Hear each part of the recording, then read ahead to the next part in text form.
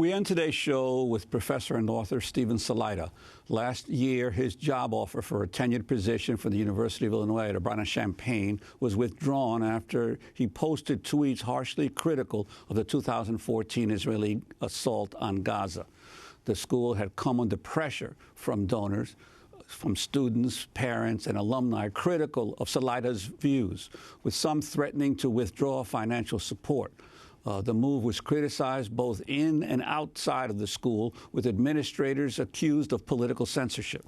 Thousands of academics signed petitions calling for Professor Salaita's reinstatement, and several lecturers canceled appearances at the school in protest. The American Association of University Professors called the school's actions inimical to academic freedom and due process. In August, University of Illinois at Urbana-Champaign Chancellor Phyllis Wise resigned after she was implicated in a scandal that involved attempting to hide emails detailing Salaita's ouster. Also in August, a federal judge allowed for a lawsuit filed by Professor Salaita against the university to proceed. We're joined now by Stephen Salaita, the Edward Said Chair of American Studies at the American University of Beirut.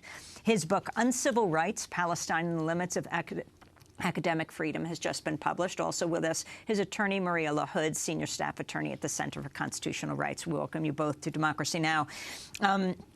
Professor Salaita, talk about these latest developments. What has taken place around your case? So over the summer, there was an entire sort of Freedom of Information Act dump of emails that led to, I guess, an intensification of the scandalization of the situation. It led to the resignation of Chancellor Wise and then her second in command, the provost. Explain what happened. Well, the emails that were released sort of pointed to a wide range of interests, sort of converging around the issue of my Twitter feed, which I find both amusing and mortifying simultaneously.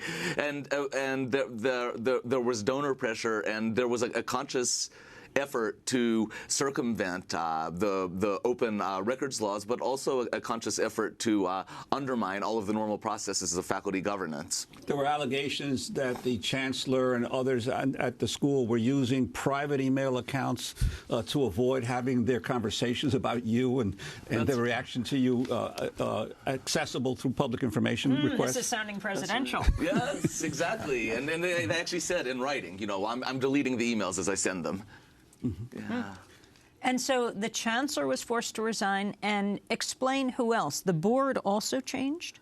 No, nobody from the board has resigned. The former chairman of the Board of Trustees, Christopher Kennedy, he rotated off. Christopher Kennedy, Robert Kennedy's son? That's correct. Yes, he was the chairman of the board that presided over, I guess, my termination last August. But he has rotated off. So the chancellor is gone and the provost is gone. But the board remains intact. And Maria LaHood, the status of the lawsuit and the grounds upon which you are pursuing a legal action against the university?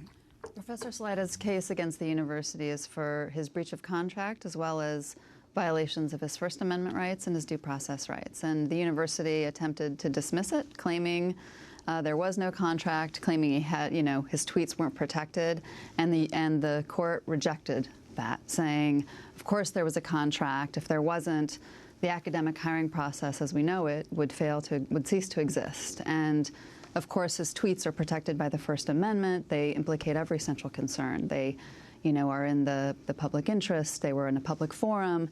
And, the university acknowledges that it was the tweets were the reason for his termination.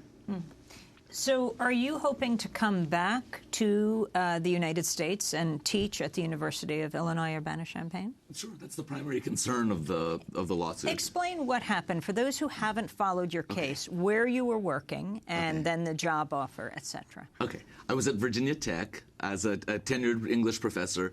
I was offered the job at the University of Illinois. I subsequently signed a contract at the University of Illinois, then countersigned, and everything was set up for me to move and begin my position. Within around a week of my physical move from Virginia to Illinois, I received a termination letter out of nowhere from the chancellor, which just sort of threw my life into disarray. I all of a sudden didn't have an income and health insurance or a place to live. We had to cancel the contract. Your whole family was moving. Yeah, my whole family was moving. And so we ended up living with my parents. And then, after around a year of sort of going to different places around the country and speaking about the situation, I was offered a one-year visiting professorship at the American University of Beirut, and that's where I am now. I wanted to ask you about the firestorm this has created in academic circles. The American Association of University Professors obviously has come out in support of you. But there was a particular professor at University of Illinois, Carrie Nelson, who was a former leader of the AUP, who basically has supported the university, even though he himself in the past had supported Ward Churchill after Ward Churchill was fired by the University of Colorado, has supported Norman Finkelstein when Norman has been gone after in terms of tenure situations by other universities. Your response to Professor Nelson's stance? I think it's a fantastic example of what a blind ideological commitment to Israel will lead one into. And so he made a choice between the preservation of academic freedom and the preservation of Israel's reputation, and he chose the latter. It's no more complicated than that. Were you surprised by the level of the response in support of you being allowed to teach at the University of Illinois, both at the student level, university associations? Explain all the levels that came to your defense and what most surprised you. What most surprised me was the revelations of how many people were working behind the scenes on the university side to prevent this hire from happening, to prevent me from actually arriving on campus. That, to me, was most surprising. But I wasn't expecting this intensity of response. As I write in the book, I expected kind of academic trade publications to be interested in it, people in the fields of American Indian Studies, people interested in Palestine, but it sort of took off, and I think it signals the fact that there has long been a profound frustration with the moves towards corporatization that are happening in universities, and a lot of people see this as a very explicit point around which they can rally. So, Maria LaHood, the demand ultimately of this lawsuit and where it goes from here, and has there been a precedent for someone who's been hired, fired from a university, then going back to teach there?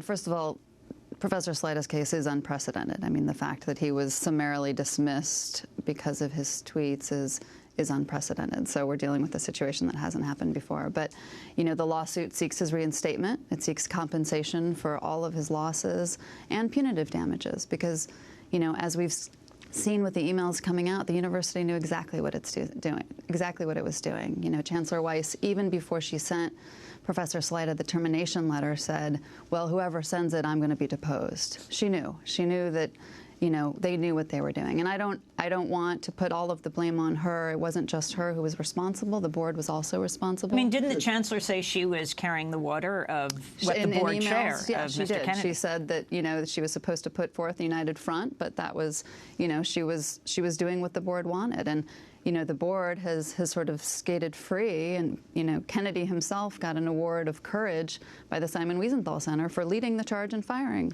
Professor Salaita. So she's not the only one responsible at the university. Do you think that the revelations of the emails and, of course, of the firing of the chancellor now, whether that's going to strengthen your case if it ever comes to trial? Well, I think the fact that, all of these emails have come out, and they should continue to come out. We haven't, we're in the middle of discovery now, so we're expecting more documents, more records. We'll have depositions.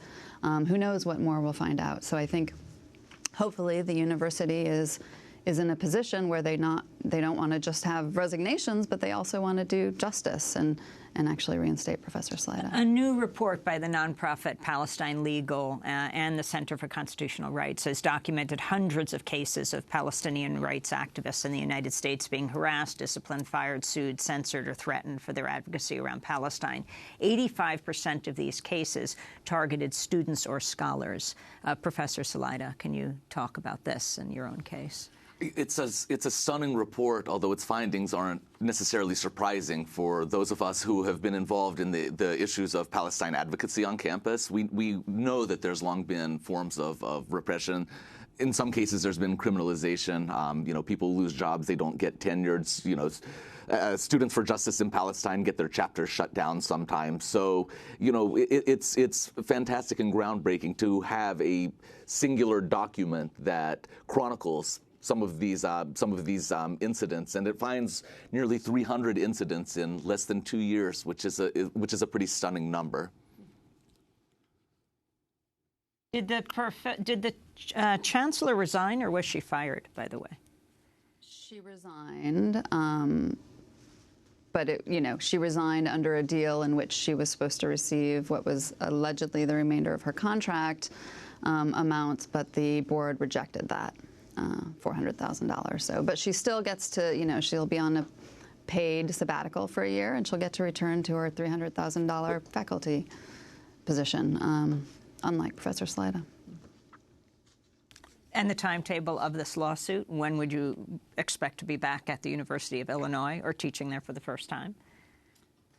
We're still engaged in discovery. We don't, litigation is unfortunately slow. Well, we want to thank both of you for being with us. Professor Stephen Salaita is now Edward Said Chair of American Studies at the American University of Beirut. Last year, his job offer from the University of Illinois Urbana-Champaign was withdrawn after he posted tweets critical of the 2014 Israeli assault on Gaza. His book on civil rights, Palestine and the Limits of Academic Freedom. And thank you so much to Maria LaHood. That does it for the show. I'm Amy Goodman with Juan Gonzalez for another edition of Democracy Now!